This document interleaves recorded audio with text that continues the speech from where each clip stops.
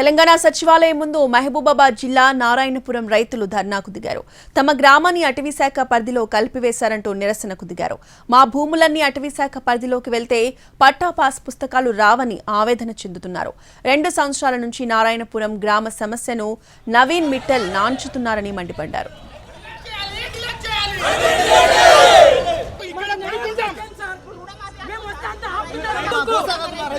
నారాయణపురం అనగానే అడవి అని చెప్తుంది సార్. ఇక్కడ తిరగంగా ఏ అధికారి కూడా మా ఎదురు వచ్చి మాట్లాడేది సార్.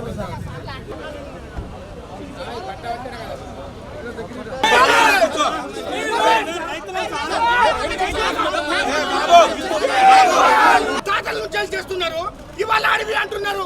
మేము ఇవాళ రైతులం సార్. మా ఫాదర్ల మా తాతల ముత్తాతల నుంచి మేము చేస్తున్న వ్యవసాయాన్ని